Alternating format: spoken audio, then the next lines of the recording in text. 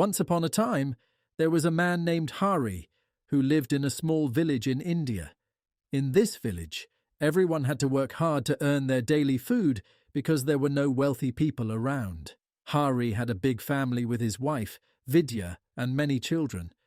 Even if he had worked hard, it would still have been tough to provide enough food for everyone.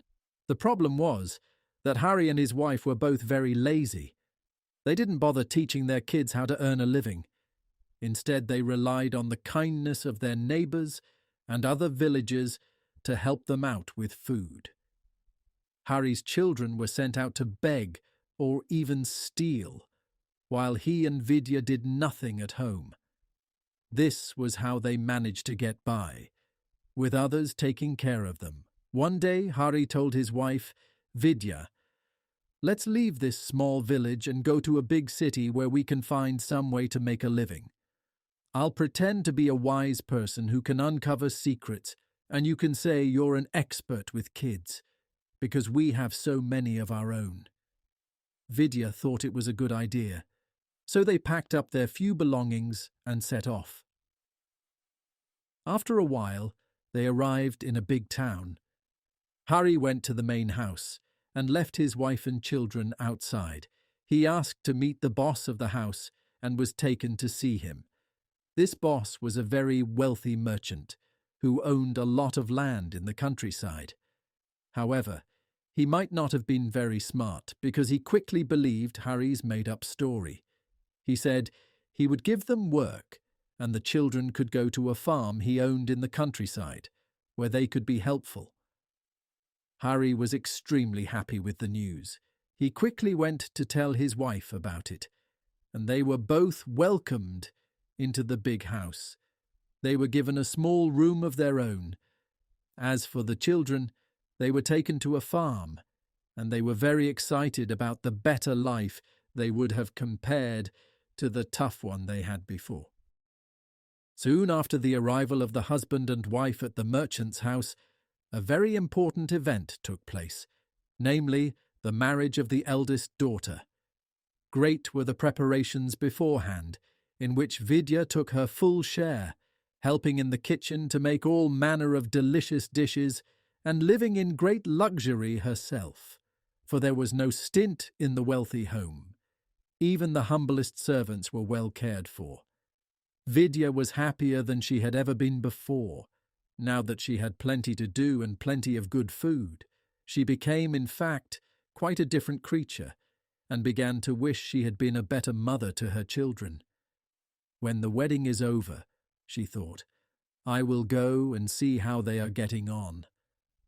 On the other hand, she forgot all about her husband and scarcely ever saw him. It was all very different with Hari himself. He had no special duties to perform, and nobody seemed to want him. If he went into the kitchen, the busy servants ordered him to get out of their way, and he was not made welcome by the owner of the house or his guests.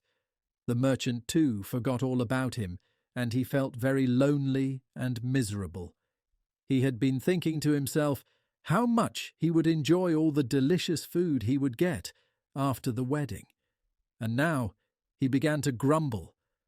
I'm starving in the midst of plenty. That's what I am.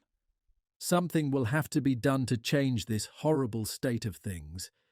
Whilst the preparations for the wedding were going on, Vidya never came near her husband, and he lay awake a long time thinking, what in the world can I do to make the master send for me? All of a sudden, an idea came into his head. I'll steal something valuable and hide it away, and when everyone is being asked about the loss, the merchant will remember the man who can reveal secrets. Now what can I take that is sure to be missed? I know. And springing out of bed, he hastily dressed himself and crept out of the house. This was what Hari decided to do. The merchant had a great many very beautiful horses, which lived in splendid stables and were taken the greatest possible care of. Amongst them was a lovely little Arab mare, the special favourite of the bride, who often went to pet it, and give it sugar. I'll steal that mare and hide it away in the forest, said the wicked man to himself. Then, when everyone is hunting for her, the master will remember the man who can reveal secrets and send for me. Ah, what a clever fellow I am. Other stablemen and grooms are feasting, I know, for I saw them myself when I tried to get hold of my wife. I can climb through a window that is always left open. It turned out that he was right. He met no one on his way to the stables, which were quite deserted. He got in easily, opened the door from inside, and led out the little mare, which made no resistance. She had always been so kindly treated that she was not a bit afraid. He took the beautiful creature far into the depths of the forest, tied her up there, and got safely back to his own room without being seen. Early the next morning, the merchant's daughter, attended by her maidens, went to see her dear little mare, taking with her an extra supply of sugar. What was her distress when she found the stall empty? She guessed at once that a thief had got in during the night, and hurried home to tell her father, who was very, very angry with the stablemen who had deserted their posts, and declared they should all be flogged for it. But the first thing to do is to get the mare back, he said, and he ordered messengers to be sent in every direction, promising a big reward to anyone who brought news of the mare. Vidya, of course, heard all there was to hear, and at once suspected that Hari had had something to do with the matter. I expect he has hidden the mare, she thought to herself, and means to get the reward for finding it. So she asked to see the master of the house, and when leave was granted to her, she said to him, "Why do you not send for my husband, the man who can reveal secrets, because of the wonderful power that has been given him of seeing what is hidden from others? Many a time has he surprised me by what he has been able to do." On hearing what Vidya said, the merchant at once told her to go and fetch her husband, but to her surprise, Hari refused to go back with her. "You can tell the master what you like," he said angrily. "You all forgot me entirely yesterday, and now you want me to help you?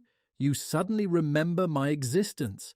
I am not going to be at your beck and call or anyone else's."